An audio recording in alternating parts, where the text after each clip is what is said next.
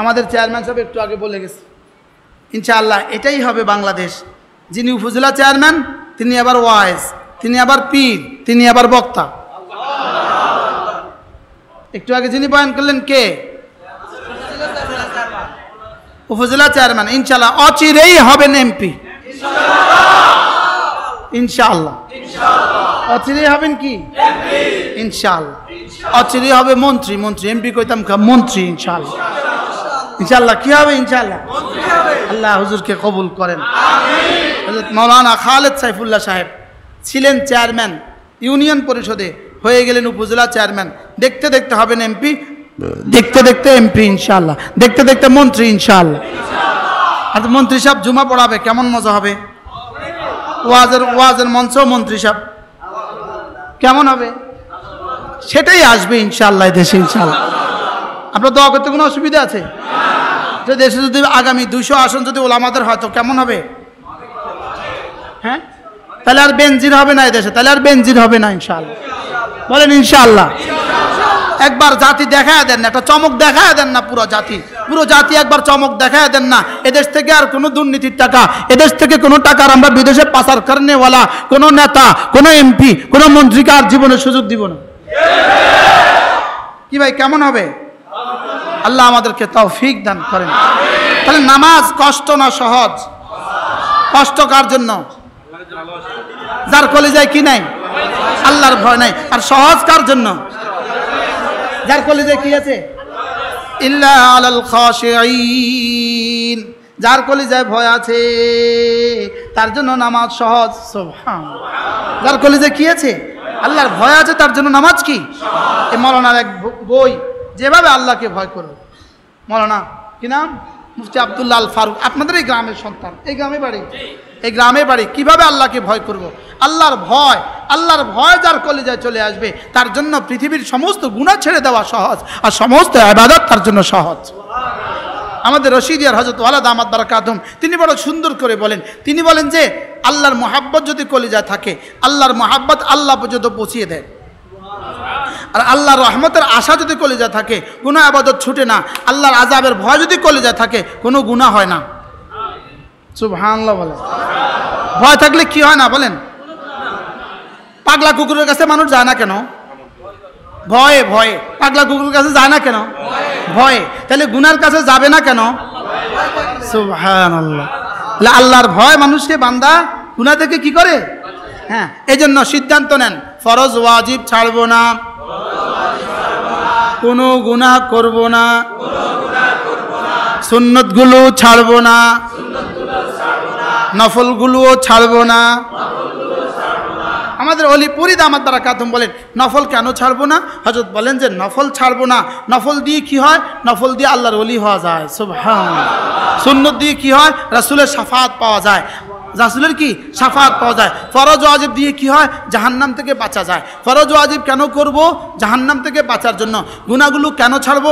জান্নাতে যাওয়ার জন্য। সুন্নতগুলো কেন করব? রাসূলের শাফাআত পাওয়ার জন্য। গুনাহগুলো কেন ছাড়বো? জান্নাতে যাওয়ার জন্য। ফরজ ওয়াজিব কেন করব? জাহান্নাম থেকে বাঁচার জন্য। বুঝে না? ফরজ ওয়াজিব কেন করব? গুনাহগুলো কেন ছাড়বো? জান্নাতে কি যাওয়ার জন্য। এবার সুন্নতগুলো কেন করব? রাসূলের শাফাআত পাওয়ার জন্য। এবার নফলগুলো কেন করব? আল্লাহর ওলি হওয়ার জন্য। সুবহানাল্লাহ। আপনি বলবেন হুজুর তাইলে বুঝি নফল করলে আল্লাহর ওলি হওয়া যায়? উত্তর, নফল করলে আল্লাহর ওলি হওয়া যায় যদি আগের 3টা ঠিক থাকে। সুবহান। আগের কটা ঠিক থাকে? 1 নাম্বার ফরজ ওয়াজিব ছাড়বো না, 2 নাম্বার কোনো গুনাহ করব না, সুন্নতগুলো ছাড়বো না, নফলগুলো ছাড়বো না। সুবহানাল্লাহ। কি ভাই, যদি কেউ বলে সুন্নতের প্রয়োজন নাই তো তাকে বলবেন তো নুন ছাড়া মুরগি রাঁধো। জোরে বলে, নুন ছাড়া মুরগি রাঁধলে হবে? তাহলে বোঝা গেছে সুন্নত কি লাগবে। বলে নফলগুলো লাগবে না, তাহলে ডালে বাগার না দাও। ডালে বাগার দেয় না? ডালে যদি বাগার না দেয় তো আপনার কাছে কেরম লাগবে? তো এটা তো নফল না, এটা তো বাড়তি না, এটা তো কি? তাহলে বোঝা গেছে নফল দিয়ে আল্লাহর ওলি হওয়া যায়। নফল দিয়ে কি হওয়া যায়? আল্লাহ আমাদেরকে তৌফিক দান করেন। আজকে আমরা কি শুনলাম বলেন? ফরজ ওয়াজিব আবার বলেন। 2 নম্বরে কি শুনলাম? কোনো গুনাহ করব না। 3 নম্বরে কি শুনলাম? সুন্নতগুলো ছাড়বো না। 4 নম্বরে কি শুনলাম? নফলগুলো ছাড়বো না। তাহলে নফলের মধ্যে একটা নফল আমরা শুনলাম আজকে 5 ওয়াক্ত নামাজের পরে 10 বার লা ইলাহা ইল্লাল্লাহ ওয়াহদাহু লা শারীকা লাহু লাহুল মুলকু ওয়া লাহুল হামদু ওয়া হুয়া আলা কুল্লি শাইইন কাদির। কতবার? কি দিবে? 5 ওয়াক্ত নামাজের পরে 10 বার কি দিবে? 4টা গোলাম আজাদের কি দিবে? নেকি দিবে। 4টা গোলাম আজাদের সওয়াব দিয়ে কি কি পাওয়া যাবে? প্রশ্ন, 4টা গোলাম আজাদের নেকি দিয়ে কি কি পাওয়া যাবে? $1000 দিয়ে কি কি পাওয়া যায়? $1,00,000 দিয়ে কি কি পাওয়া যায়? $1,00,00,000 দিয়ে কি কি পাওয়া যায়? বলেন না, অনেক কিছু বলেন না। তো আপনি বলবেন হুজুর 4টা গোলাম আজাদের নেকি দিয়ে কি কি পাওয়া যাবে? আল্লাহর কসম 4টা গোলাম আজাদের নেকি দিয়ে কি কি পাওয়া যাবে রব ছাড়া কেউ জানে না। কি হয় বুঝেন নাই কথা? মনে হয় আল্লাহ ছাড়া কেউ জানে না। 4টা গোলাম আজাদ আমাদের কাছে মনে হইতেছে, আমি এখান থেকে প্রসঙ্গ দূরে চলে গেছে, আমাদের কাছে মনে হইতেছে হাসানা আর কি জিনিস? নেকিয়ারি, নেকিয়ারি। আমাদের কাছে কি মনে হয়? নেকিয়ারি। তো ডলারে কও না, ডলার আরে বুঝেন নাই কথা। একজনে $1,000 বেতনে চাকরি করে, ডলার আরে বুঝেন না। একজনে 70,000 টাকা বেতন, 70,000 টাকা আরে বুঝেন না। এটাকে কেউ কয় 70,000 টাকা আরে, কেউ বলে 70,000 টাকা আরে, কেউ কয়। যদি শুনেন 70,000 টাকা বেতন তা আমরা কি বলবেন? ওরে বাবা রে, না কি বলবেন? ও 70,000 টাকা আরে।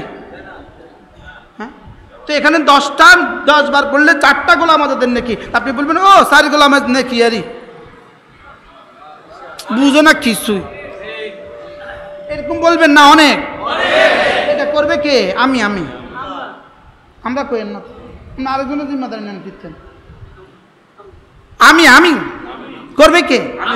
লা ইলাহা ইল্লাল্লাহ ওয়াহদাহু লা শারীকা লাহু লাহুল মুলকু ওয়া লাহুল হামদু ওয়া হুয়া আলা কুল্লি শাইইন কাদির। কয়বার? এরপরে রাসূল বলেন কোন মানুষ যদি 5 ওয়াক্ত নামাজের পরে 33 বার পড়ে সুবহানাল্লাহ, 33 বার পড়ে আলহামদুলিল্লাহ, 34 বার পড়ে আল্লাহু আকবার, আল্লাহর নবী বলেন গুফরাত খাতায়াহু, তোমার গুনাহগুলোকে মুছে দেওয়া হবে। ওয়ালাউ কাসুরাত, গুনাহ যত বেশি হোক না কেন। এখন বলবেন হুজুর ও গুনাহ মুছে দিব, আর কি? এই না গুনাহ মুছে দিব, আর কি?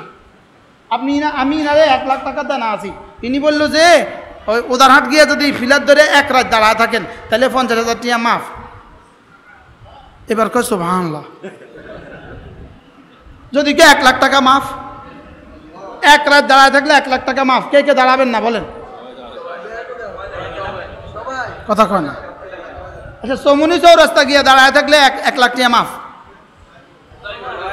টেকনাফে গিয়ে দাঁড়াইলে 1 লাখ টাকা মাফ। দিনাজপুর গিয়ে দাঁড়াইলে 1 লাখ টাকা মাফ।